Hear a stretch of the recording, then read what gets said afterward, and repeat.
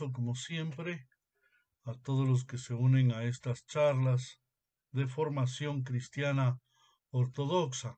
Y quiero hacer sencillamente unas puntuaciones sobre lo que el día de ayer tratamos, que hay una sola forma de celebrar la liturgia, es decir, una forma de expresar a Dios nuestro agradecimiento, acción de gracias, Eucaristía es lo que significa en griego, y esa forma de darle gracias a Dios viene desde los apóstoles. Ya los apóstoles tomaron el rito que Jesús utilizó, que fue un rito pascual, y uniendo las dos grandes momentos de oración que tenían los judíos, que era por un lado la parte sinagogal, la parte de enseñanza de la palabra de Dios, y también de la enseñanza directa que tenían los apóstoles para con los que comenzaban el camino cristiano, junto con la segunda parte, que es la parte sacrificial o cultual, de culto, cultual.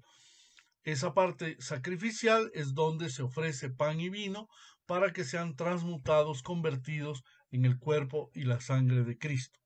Este rito, esta ceremonia, esta forma de celebrar, ya los primeros apóstoles ya lo hacían con las comunidades cristianas, no todavía en un templo, porque no era permitido, estaban todavía perseguidos, y por lo tanto lo hacían en las casas de los fieles, y tomaban pan que era especialmente hecho y vino evidentemente que tenían para hacer esta oración y en esta oración darle gracias a Dios. Así que hemos llegado a ese punto de la acción de gracias a Dios más grande en el cual se ofrecen el pan y el vino y se transmutan, se convierten en el cuerpo y la sangre de Cristo por la invocación, la petición, el llamado al Espíritu Santo. Eso hay que tenerlo bien claro porque es una petición al Espíritu Santo, que el Espíritu Santo venga sobre esos dones y los transmute, los cambie, y que ese pan y vino que representan el cuerpo y la sangre de Cristo muerto, vuelva a la vida, resucite. Y vamos a entender más adelante por qué consideramos que es un cuerpo vivo, un cuerpo resucitado. Esa fórmula que ya los primeros cristianos tenían y repetían, comenzó evidentemente a ser de una forma o de otra en diferentes partes expresada, es decir, en cada cultura, en cada grupo humano, lo repetían lo que más o menos sabían, lo que entendían, lo que sabían, pero comenzaron a darse ciertas formas propias.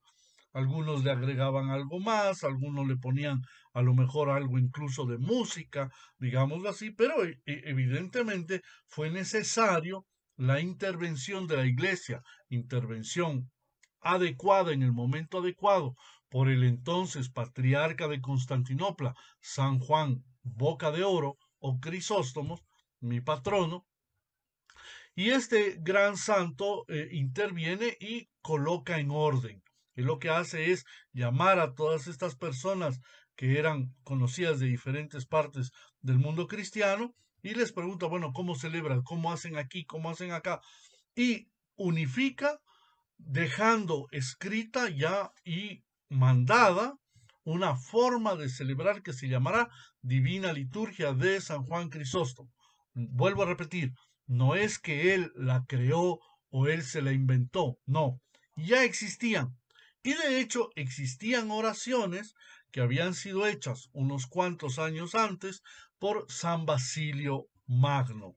¿No? San Basilio Magno había dejado unas oraciones bellísimas, pero San Juan Crisóstomo dijo, son muy bellas, pero son muy largas en algunas cosas. Así que las redujo, las recortó, pero igual quedó también la forma de celebrar de San Basilio, que era también una manera de alabar, de dar gracias a Dios.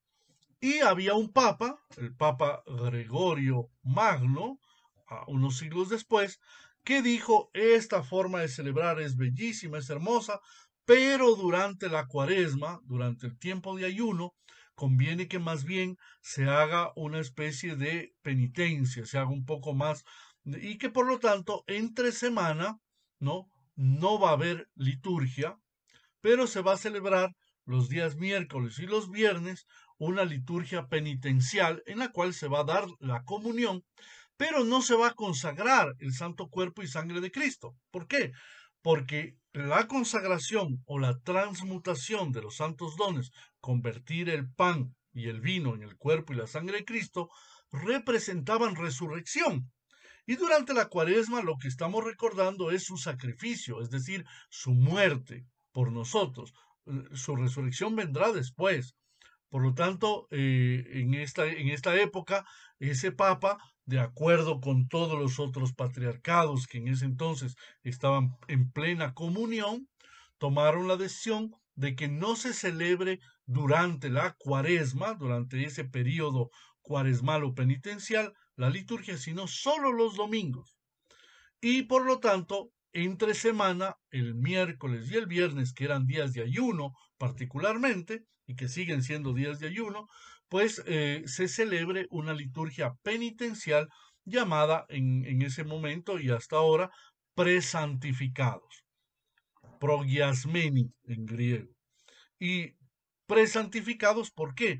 Porque el domingo anterior a esa semana, el pan y el vino van a ser ya consagrados, van a ser guardados en un artoforio en especial, y esos van a ser tomados el miércoles y el viernes, colocados en vino para que el pan y el vino que ya están consagrados se junten a un vino no consagrado, pero por participación, es decir, en el momento en que el vino no consagrado se une con el pan y el vino ya consagrados, cuando se unen, pasan a ser el cuerpo de Cristo, es decir, por participación, por tocamiento. E inmediatamente ese pan y ese vino se dan en comunión para los fieles durante la cuaresma. A eso se le llama liturgia de presantificados o liturgia que dejó el Papa Gregorio Magno. Esas tres fórmulas litúrgicas o formas de dar adoración a Dios son las únicas que fueron celebradas en el cristianismo hasta el año 1400, ¿no? Entonces, eso fue la fórmula y sigue siendo las fórmulas para nosotros. La iglesia occidental después fue cambiando, fue adaptando, fue reduciendo, fue achicando, fue haciendo cada vez más y más y más pequeñito, hasta que quedó la misa que tienen actualmente, que es, yo me atrevería a decir, un resumen de Divina Liturgia. Es muy acortada, muy quitada, y tristemente en las últimas fórmulas, que es lo que yo explicaba ayer, lastimosamente hay partes esenciales como la epíclesis que han sido quitadas. Y al ser quitadas, para nosotros dejan de ser verdaderamente la fórmula original. La anáfora, esta oración solemne, por lo tanto, tiene una anáfora primera antes que haga la recopilación San Juan Crisóstomo, que es un poco más larga. Es evidentemente muy bella, es preciosa, pero es una fórmula bastante más larga. Yo por eso les pido paciencia. Obviamente quienes siguen estas charlas son personas de devoción, son personas que aman a Dios y por lo tanto no se van a aburrir, eso suponemos, esperamos, ¿no?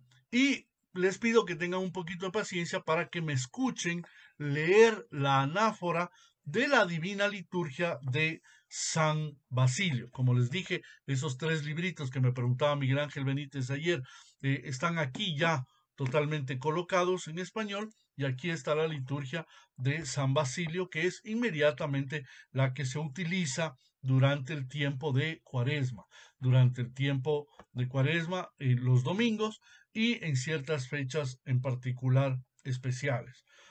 Y por lo tanto quiero que me escuchen cómo justamente se hace la anáfora, ¿no? Comienza el sacerdote saliendo del altar diciendo: la gracia de nuestro Señor Jesucristo, el amor de Dios Padre y la comunión del Espíritu Santo sea con todos vosotros y con tu Espíritu. Elevemos nuestros corazones, los tenemos al Señor. Demos gracias al Señor. Y contesta el coro: es justo y digno adorar al Padre, al Hijo el Espíritu Santo, Trinidad consubstancial e indivisible. Ahí, evidentemente, el sacerdote vuelve hacia el altar y comienza diciendo la anáfora. Oh soberano, Maestro, Señor, Dios, Padre omnipotente y adorable, en verdad es digno, justo y conveniente alabar, cantar, adorar, agradecer y glorificar la magnificencia de tu santidad. Oh único y verdadero Dios existente, y ofrecerte con el corazón contrito y con espíritu humilde este nuestro culto racional. Pues tú eres el que nos ha otorgado la gracia del conocimiento de la verdad, quien es capaz de proclamar tu poder, hacer escuchar tus alabanzas o narrar todos tus prodigios en todo tiempo. Oh Rey de todo, Señor del cielo y de la tierra, y de todo lo creado, visible e invisible, que estás sentado en un trono de gloria y miras los espacios infinitos, que no tienes principio. Oh invisible, inconcebible, indescriptible, inmutable, Padre de nuestro Señor gran Dios y Salvador Jesucristo, nuestra esperanza, quien es imagen y signo exacto de tu bondad, y que en sí te representa a ti, Padre, siendo verbo vivo, Dios verdadero, sabiduría eterna, vida, santificación, poder y luz verdadera. Por él se manifestó el Espíritu Santo, Espíritu de verdad, don de filiación, promesa de herencia futura, principio de los bienes eternos, fuerza vivificadora, fuente de santificación que otorga fuerza a toda criatura de habla e inteligencia, para servirte y ofrecerte constantemente la glorificación eterna con la que todos te sirven. Pues a ti te alaban los ángeles, arcángeles, tronos, dominaciones, principados, potestades, las fuerzas y los querubines de muchos ojos, y a tu alrededor se encuentran los serafines, cada uno con 6 alas, con 2 se cubren la cara, con 2 los pies, con 2 vuelan, exclamando uno después del otro, con voces incesantes de alabanza. Esta es solo la primera parte. Es solo la introducción de la oración. Así que imagínense cuánta belleza dice San Basilio en sus oraciones. Pero San Juan Crisóstomo, quien era un hombre místico igualmente, pero en algunas cosas un poco más pragmático, un poco más práctico, dijo, caray, estas oraciones son bellísimas, pero si cada liturgia tienen que todos los fieles escucharlas largamente, la gente está muy larga la ceremonia. Ya con todo, imagínense que las ceremonias ortodoxas son verdaderamente largas. Es normal que una liturgia dure 2, 3, 4 horas. En Rusia con cantos pueden durar 5 o 6 horas. Entonces, imagínense un domingo si ahora la gente se cansa con media hora, 45 minutos o una hora, ¿no? Evidentemente, imagínense, así es cuánto hemos perdido la devoción y el amor a Dios. Pero evidentemente San Juan Crisóstomo dijo, bueno, vamos a no quitar lo esencial, pero vamos a reducirlas un poco, y por eso dejó la liturgia que él arregló, vamos a decirlo así, porque no la creó, vuelvo a insistir, no, él solamente la compendió. Y vamos a seguir, pero para eso voy a colocar una imagen que va a ayudar a ir entendiendo justamente esa oración preciosísima que acabamos de hacer. Vamos a ver, aquí está. Muy bien. Y mientras voy leyéndola, yo voy a ir moviendo un poco la imagen para que ustedes la vean y vamos a ir explicando después. Con estas bienaventuradas potestades, oh Señor amante de los hombres, nosotros también clamamos y decimos, Santo eres, verdaderamente y santísimo, y no existe medida para la magnificencia de tu santidad. Y eres justo en todas tus obras, porque todo nos hiciste conforme a la verdad y a la justicia. Al crear al hombre tomaste polvo de la tierra y lo honraste con tu imagen, oh Dios, y lo ubicaste en el paraíso de la dulzura, prometiéndole una vida inmortal y el gozo de los bienes eternos, por el cumplimiento de tus mandamientos. Pero cuando te desobedeció a ti el único Dios verdadero que lo creó, atraído por el engaño de la serpiente y mortificado por sus pecados, lo expulsaste por tu justa sentencia, oh Dios del paraíso, a este mundo, devolviéndolo a la tierra de la que fue tomado, y le preparaste su salvación por un nuevo nacimiento en tu propio Cristo, pues no rechazaste del todo a la criatura que creaste. Oh, bueno, ni te olvidaste de la obra de tus manos, sino que la visitaste una y otra vez por la misericordia de tu gracia. Le enviaste profetas, obraste milagros por medio de tus santos, que te complacieron cada uno a su manera. Le hablaste por boca de tus siervos los profetas que predijeron la salvación venidera, y estableciste la ley para su ayuda. Le pusiste ángeles guardianes, y al cumplirse el tiempo, le hablaste por medio de tu propio Hijo, con quien creaste los cielos y ese esplendor de tu gloria e imagen de tu hipóstasis. Aquí vemos a Dios Padre, a Dios Espíritu Santo, que están sentados en el trono de gloria junto con Jesucristo. Jesucristo está vestido de obispo, con las vestimentas propias del obispo, y está colocando justamente a quién, a uno de los ángeles, su estola, significando que le está delegando la función ministerial, y el otro ángel está llevando el cáliz. Pero ministerial, ¿para qué? Para que traigan a la tierra este mensaje del sacrificio único de Cristo que se ofrece. Y vemos del otro lado los mismos ángeles que llevan también estos textos, que son los textos sagrados en los cuales se inspira justamente este sacrificio. Y este sacrificio que llevamos aquí, vamos a ver, los ángeles vienen, algunos con yelmos, es decir, su cabeza cubierta como guerreros, trayendo el cuerpo de Cristo muerto, que está aquí y que aparece en forma justamente de que estuviera sacrificado, que estuviera en lo que nosotros le llamamos el epitafio, ¿no? Y estos ángeles están evidentemente mostrándonos a nosotros que traen, y aquí hay unas rípidas que son igual que las que se utilizan en la liturgia, y están trayendo al mundo este sacrificio que es la liturgia. Y le están repitiendo, acá hay otros ángeles que están con incienso, con incensarios, dando alabanza y gloria, otros están portando cirios, todos para participar de la gloria. Y vamos a continuar con esta oración que es parte de la anáfora de San Basilio. Le pusiste ángeles guardianes y al cumplirse el tiempo le hablaste por medio de tu propio Hijo, por quien creaste los cielos y ese esplendor, resplandor de tu gloria e imagen de tu hipóstasis, de tu persona. Él es quien sostiene todo con la fuerza de su palabra, y no se apropió indebidamente el ser igual a ti, Dios y Padre, sino que siendo Dios eterno descendió a la tierra y vivió con los hombres. Se anonadó a sí mismo tomando el aspecto de siervo, se hizo semejante al cuerpo de nuestra humildad para hacernos semejantes a la imagen de su gloria. Y puesto que el pecado entró al mundo por el hombre y por el pecado la muerte, tu unigénito Hijo existente en tu seno, Dios y Padre, se dignó nacer de una mujer, la Santísima Siempre Virgen María, y sometiéndose a la ley, condenó el pecado por medio de su propia carne, para que muriendo en Adán, volviéramos a tener vida en él, en tu propio Cristo. Vivió en este mundo, nos dio sus mandamientos salvadores y nos apartó del engaño de los ídolos. Nos trajo al conocimiento de ti, verdadero Dios y Padre, y nos adquirió como raza elegida, sacerdocio real, pueblo santo, y nos purificó con el agua y nos santificó con el Espíritu Santo.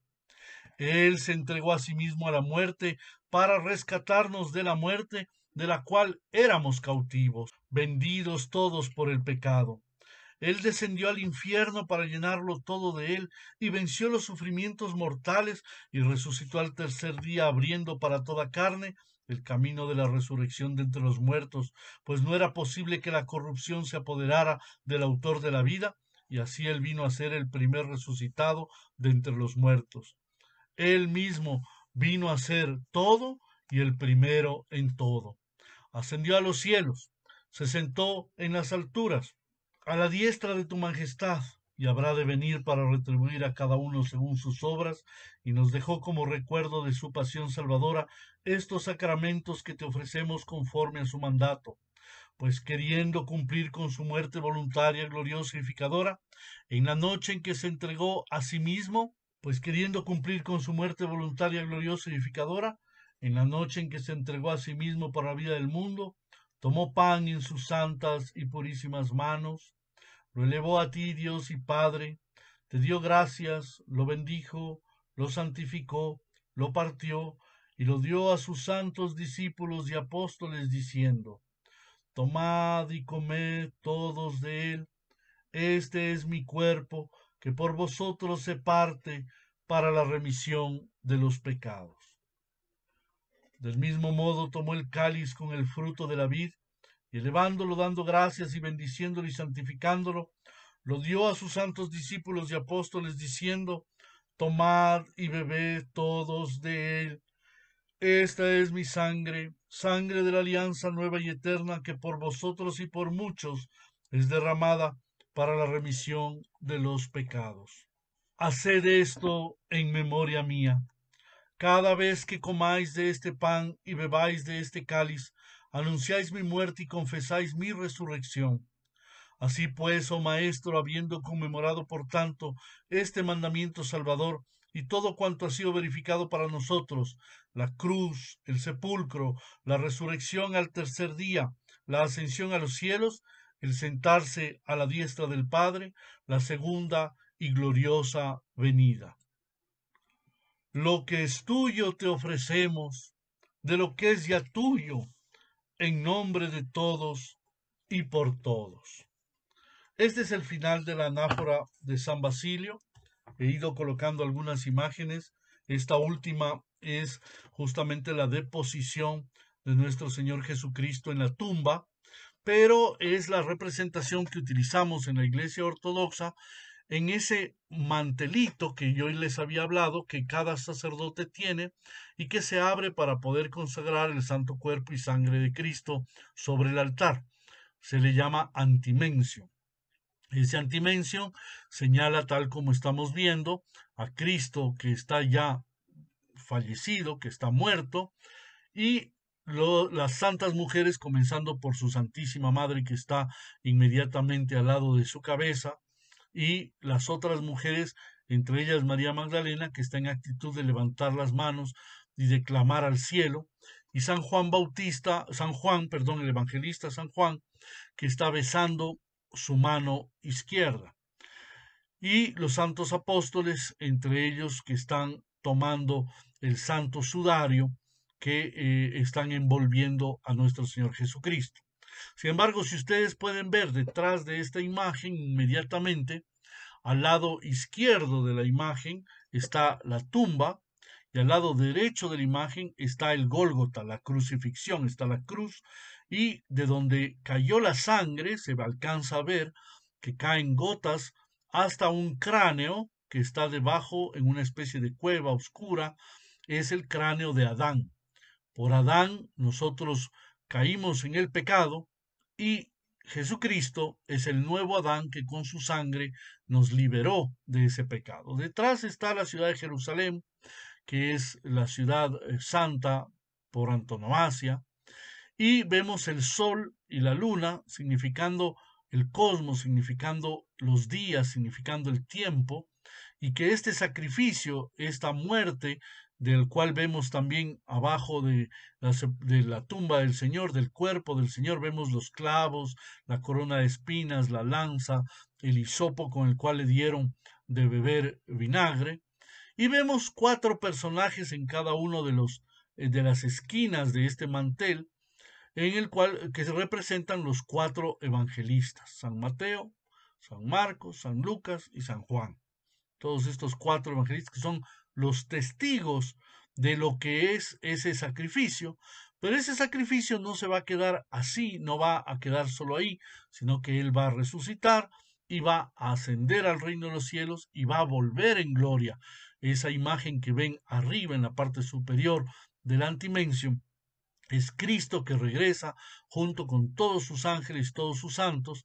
Se ve la representación de los mismos 4 evangelistas representados por los animales que en el libro del Apocalipsis se lo representa como un águila, un hombre o un ángel, un león y un buey.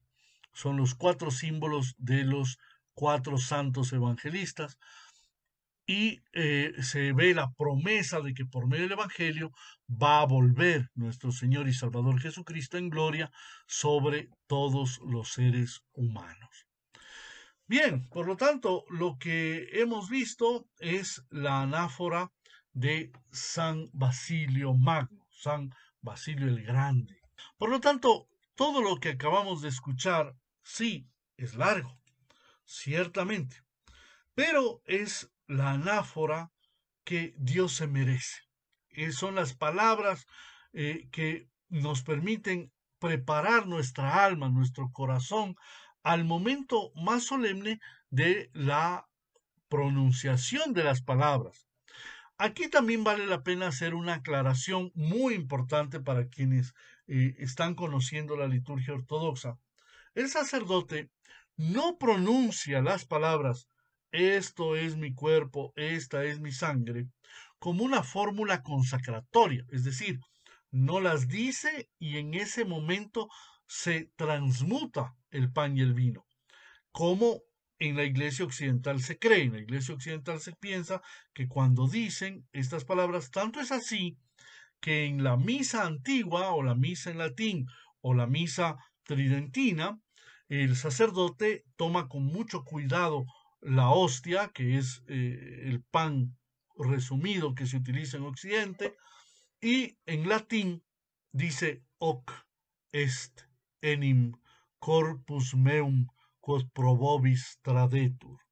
Y con mucha delicadeza levanta hasta arriba, de tal manera que incluso los fieles puedan mirar. Esto es la fórmula occidental de celebrar el rito de la transmutación o transubstanciación.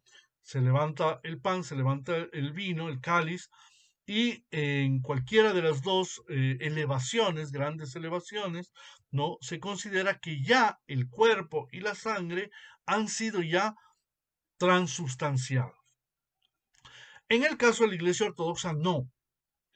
Para nosotros, la transmutación se completa en el momento en que ustedes están oyendo la anáfora. El Espíritu Santo está descendiendo, está actuando. Está ya presente el Padre, el Hijo y el Espíritu Santo, ciertamente, ¿no?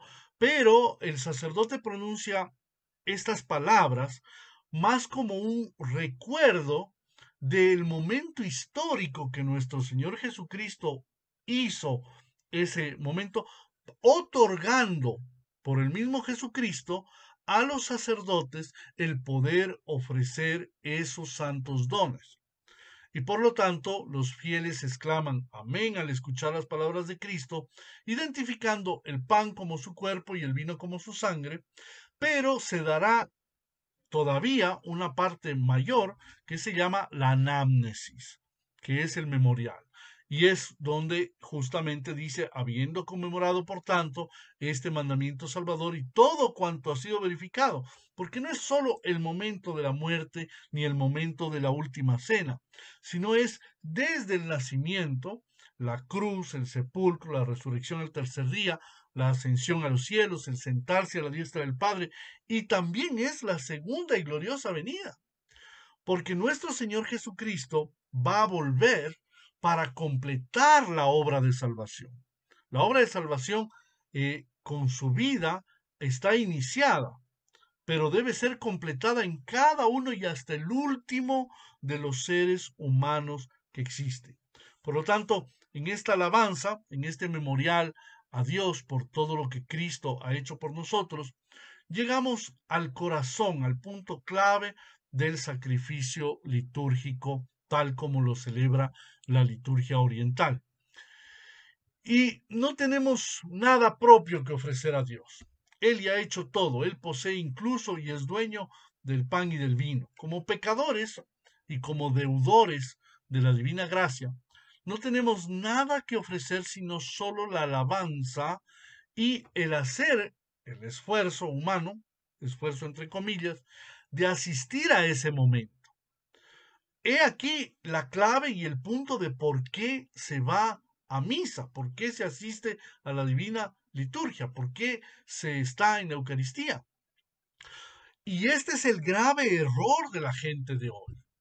El grave error es que todo mundo cree que por poco y más o menos le hacen favor al sacerdote de ir para que haya un grupo de gente, o para dejar una limosnita, o para pedir que se cure tal o cual persona. No, esa no es la razón por la cual, porque para eso podrían a lo largo de la semana perfectamente ir, dejar una limosna, hacer una oración, es decir, los cristianos verdaderos encontramos nuestra vocación fundamental en la acción de gracias, en la Eucaristía, hecha correctamente. Por eso la anáfora, todas esas palabras, son palabras que dice el sacerdote, pero debe estar presente la persona para acompañar en decirlo. No es solamente adorarlo, alabarlo, bendecirlo, sino que esa acción de gracias se vuelva vida, que esa acción de gracias sea prueba de que estamos verdaderamente vivos, porque los muertos no pueden ya ofrendar.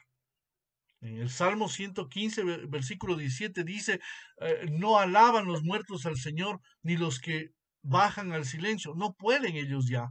Cuando ya se acaba nuestro tiempo, se acaba nuestra oportunidad de alabar a Dios. Aquí está la clave y es lo que la gente no entiende, no les enseñaron, nunca supieron y creyeron que ir a la liturgia era para que Diosito me conceda. No, tú vas a participar. Por eso esa acción de gracias es signo de vida espiritual. Y el comulgar, el recibir el cuerpo y la sangre de Cristo, nos mantiene vivos espiritualmente.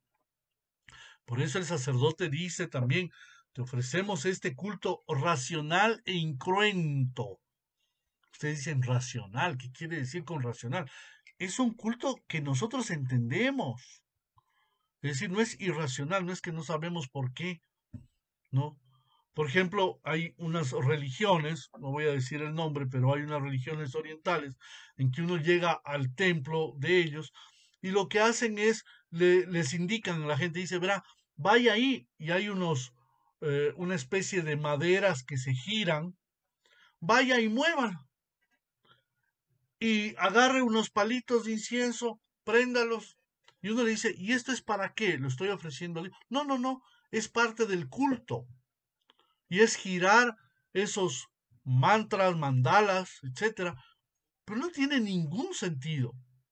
El culto cristiano es un culto racional, lógico, y es incruento, es decir, no usa sangre. Ya no matamos cabritos, ya no ofrecemos palomas, ya no tenemos que matar a nadie, ya no hay ningún niño que haya que ofrendar como Abraham en un inicio pensó que tenía que ofrendar a Isaac.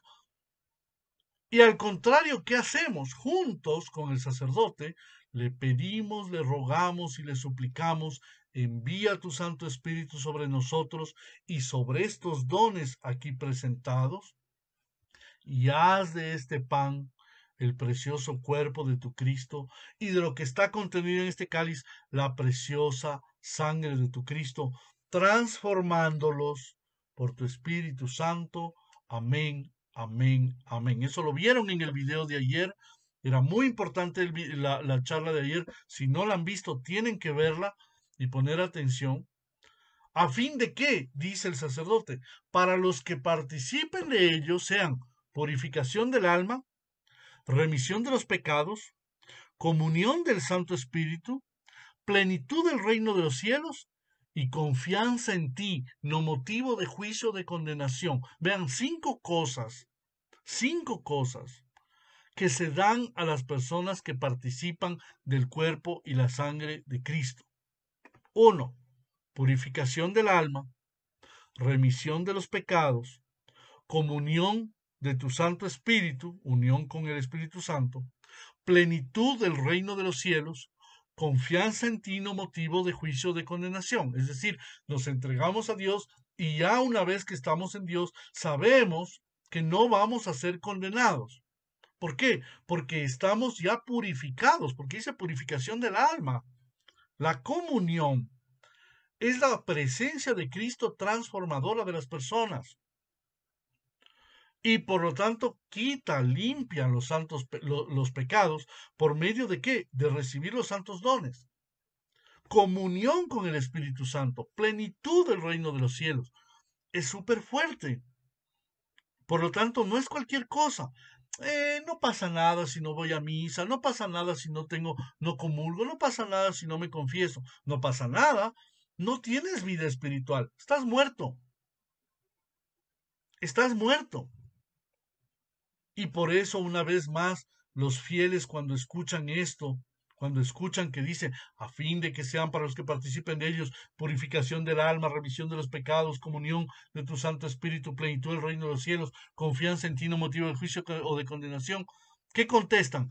Amén, amén, amén. Yo les oigo a algunos protestantes que dicen, amén, amén. ¿Pero qué están diciendo amén? No tienen comunión. No tienen el cuerpo y la sangre de Cristo. Entonces, ¿qué es lo que están recibiendo? Espero que hayan comprendido esta explicación sobre la anáfora y la parte que corresponde propiamente a San Basilio. Vuelvo a repetir, las oraciones de San Basilio son preciosísimas, las usamos en la Iglesia Ortodoxa también durante el periodo de Cuaresma, junto con las oraciones miércoles y viernes del gran Papa de Roma, Gregorio Magno, Papa antes de que se divida la Iglesia, ¿no? Y hacemos todas estas oraciones como las oraciones primeras, básicas, fundamentales, que no deben ser cambiadas y que nadie debería cambiarlas, ¿no? De la tradición original de la Iglesia. Y bueno, vale la pena también aclarar que San Cirilo de Jerusalén, del año 386, él escribió sobre la liturgia. Todo lo que entra en contacto con el Espíritu Santo es santificado y transformado. Claro, se refería primero al pan y vino, pero sus palabras también tienen otras implicaciones, porque ese pan y vino no está solo para que lo veamos, sino para que sea parte de nuestra vida y nos santifica por medio de este salvífico contacto con lo divino. Él nos transforma y nos hace santos. Ay, no, pero yo soy muy pecador. Toda persona que deja actuar a Dios en su vida se santifica.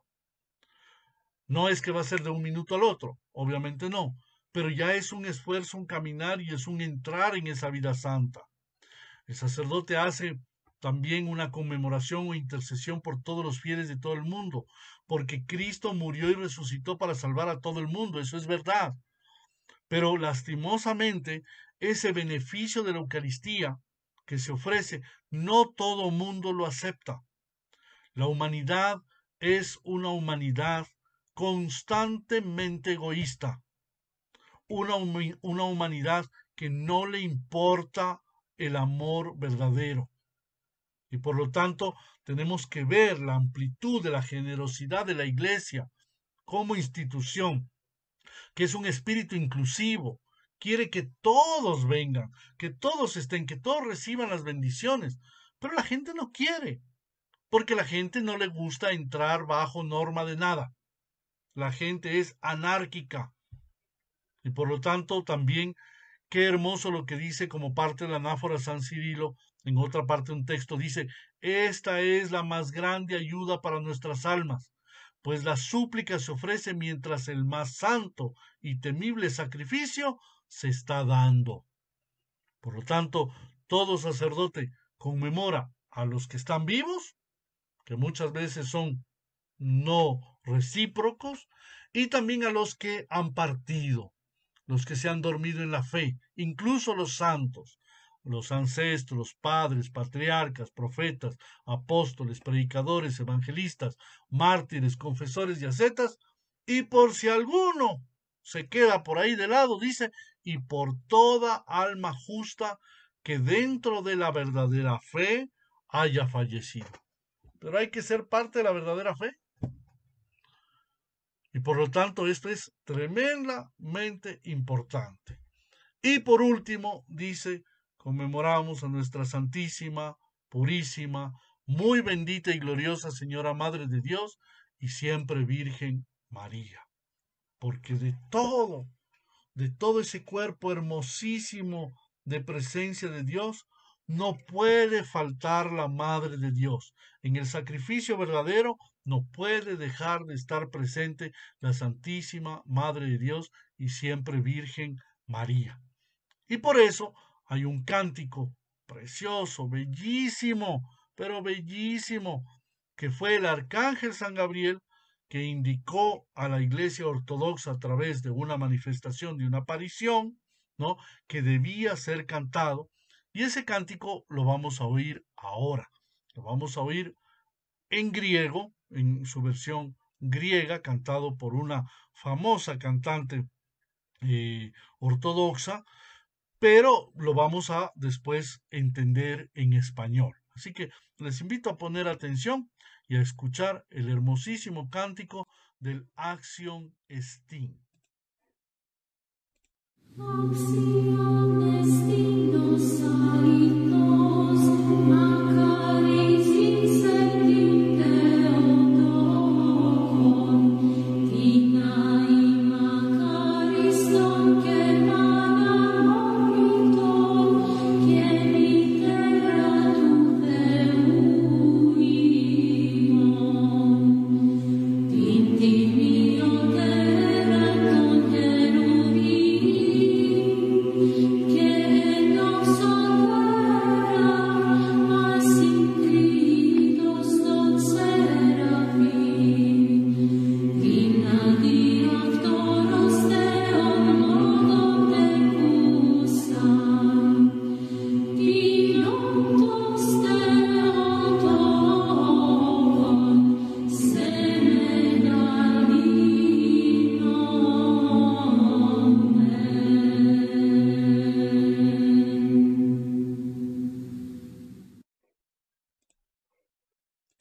Hemos escuchado, espero que todos lo escucharon, este cántico que es colocado inmediatamente después de lo que yo acabo de leer que se dice durante la liturgia. Ha terminado la anáfora, ya se hizo propiamente la transmutación del cuerpo y la sangre de Cristo. Cristo está presente en el altar y en ese momento tiene que venir su madre, tiene que estar presente. Y esto fue revelado desde los primeros siglos en la Iglesia Ortodoxa, que la Santísima Madre de Dios está presente verdaderamente también durante la liturgia, y por eso apareció en una visión, en una aparición en Monte Athos, ¿no? El arcángel San Gabriel, indicando las palabras de qué es lo que debería cantarse en este momento. Para nosotros es verdaderamente más que una devoción. Dice, es justo, en verdad, magnificarte, oh Theotokos, oh Madre de Dios, siempre bienaventurada e inmaculada, Madre de Dios nuestro, más honorable que los querubines, más gloriosa que los serafines, tú que sin mancilla diste a luz al Verbo Dios, verdaderamente eres la Madre de Dios y por eso te engrandecemos. Esta es la versión en español de el gran cántico que le llamamos Megalinarium, ¿no? El gran cántico, Megalinarium, el gran cántico que se hace en toda la liturgia. ¿Por qué? Porque le ofrendamos a la Madre de Dios, que es la que nos permitió, como puerta sagrada, ella fue la que nos permitió tener a su Hijo. Sin la participación de esta santísima mujer, no hubiera sido posible que Jesucristo tome carne humana y tomando carne humana nos salve. porque él necesitaba, él tenía que ser, debía ser humano para poder concedernos la redención. Ese es el papel fundamental, fundamentalísimo de la Santísima, Purísima, muy bendita y gloriosa Señora Madre de Dios y siempre Virgen María. En verdad, nuestra gratitud a Dios, ya que es una acción de gracias, sería incompleta hasta casi prácticamente el desborde sería incompleta si no tiene a la Madre de Dios. Y por eso San Ireneo de León, uno de los primeros sucesores de los apóstoles, dijo, lo que la Virgen Eva ató por su falta de fe, la Virgen María lo desató por medio de su fe.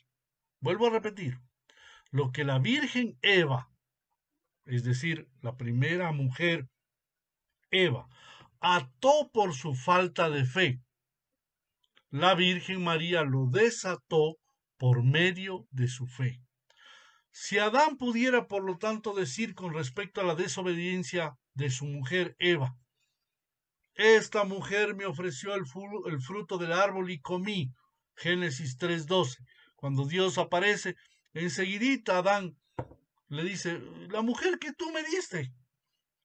Ahora nosotros todos los fieles, en contra de lo que este hombre se quiso justificar, nos reconocemos pecadores, pero sabemos que por la obediencia de la Santísima Virgen María, la mujer nos dio de comer y comimos. Así es como decía Adán, pues ella nos ha dado a Cristo, cuya carne y sangre se nos da para comer, para ser redimidos en la Santísima Eucaristía. Todos los santos no están en la presencia de Dios separados, ni como si fueran seres cada uno por su lado. A veces se los representa como si estuvieran en un gran salón, unos hablando con otros y sin importarle casi unos de otros. Todos los santos, todas las personas que han pasado de este mundo a la vida eterna, comparten la misma salvación en Cristo.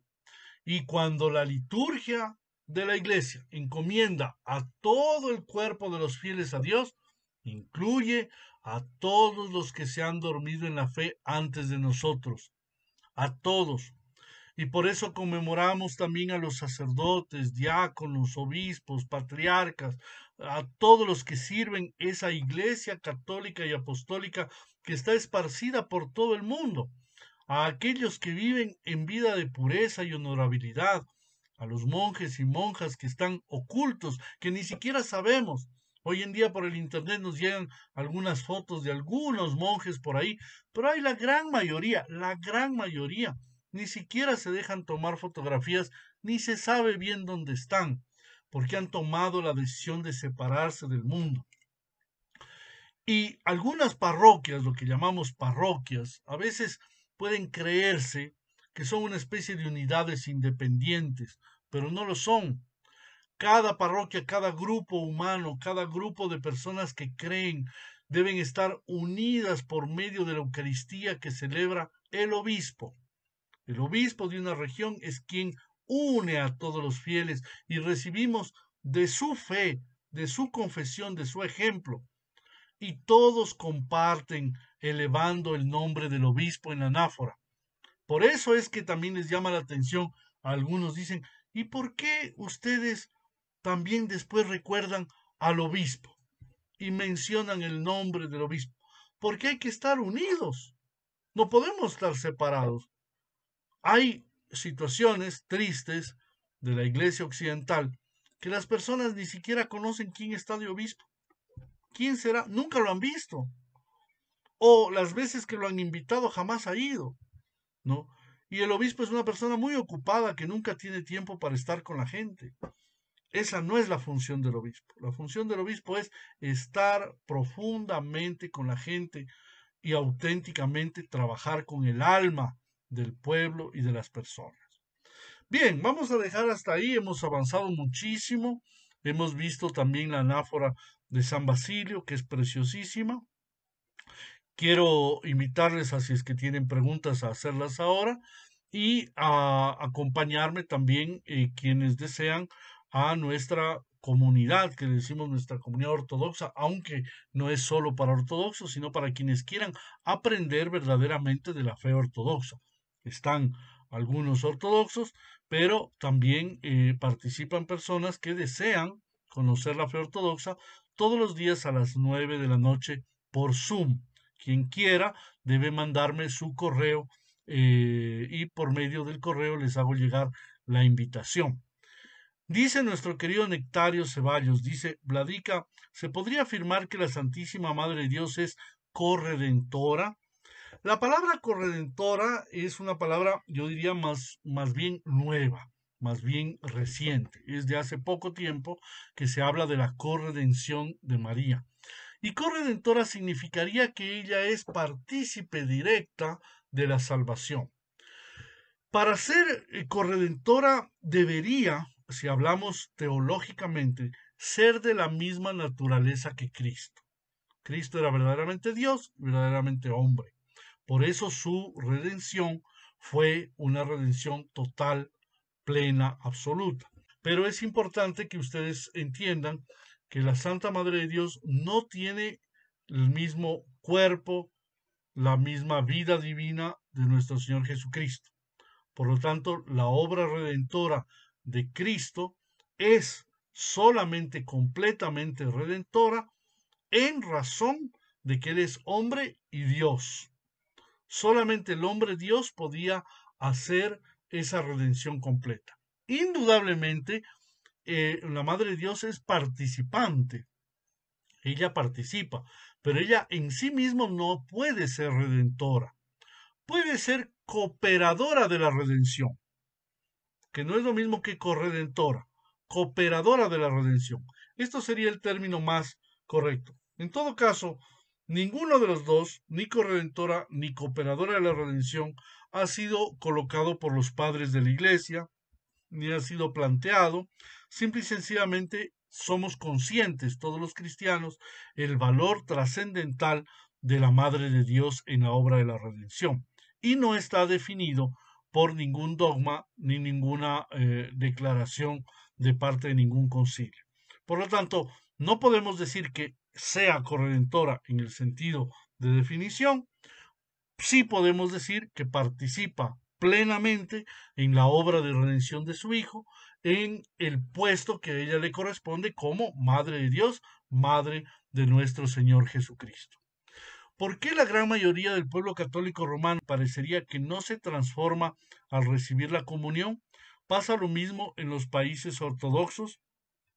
Yo no puedo emitir un criterio sobre la transformación o no en la Iglesia Católica Romana, pero sí puedo decirte que evidentemente hay para las almas que están en buena predisposición, es decir, que se cultivan, que cuidan, que oran, que aman, evidentemente hay.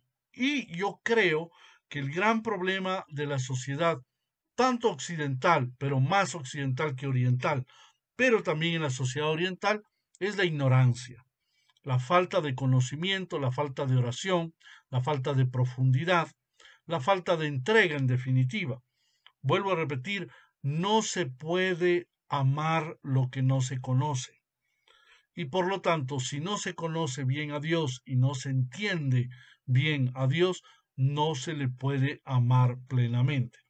Por lo tanto, con gran tristeza debo decir que desde la época de la Ilustración y todos los movimientos distintos que han aparecido en Occidente, ¿no? Han ido minando, destruyendo el conocimiento de la gente común sobre la fe. Mientras que en los países ortodoxos, incluso la gente más campesina, más humilde, por ende, podríamos decir, no siempre, pero podríamos decir que la gente más ignorante, sin embargo, tiene una formación y un conocimiento muy grande de Dios. ¿A qué se debe? Yo creo que a la praxis de la iglesia, es decir, cómo la iglesia trabajó en esas personas, en esas almas, que difiere mucho de la forma como se trabaja en Occidente. En Occidente la llamada pastoral, ¿no? Son grupitos, reuniones, aplausos, eh, una serie de dinámicas y cosas que a mí me parecen vergonzosas y no se entra a la enseñanza profunda de la fe. No, no se entra a eso. Y incluso los sermones están basados muchas veces en política, hasta en fútbol o en cualquier cosa, y cada vez se va enseñando doctrinas y cosas más alejadas de la doctrina original. Y eso tiene consecuencias, así de sencillo. Entonces, pidamos a Dios porque evidentemente toda la gente occidental, que somos nosotros, ¿no? Podamos abrir nuestros ojos al conocimiento real de la doctrina dejada por Jesucristo. Espero que muchas personas puedan ver estos videos. Sin embargo, bueno, espero que sirva verdaderamente a aquellos que quieren conocer y que eso les sirva para el crecimiento verdaderamente, porque son cosas que generalmente se aprenden solamente estando cercanos y viviendo con la iglesia, de la mano de la iglesia. Y que Dios les bendiga a todos, el Padre, el Hijo y el Espíritu Santo, ahora y siempre y por los siglos de los siglos. Amén.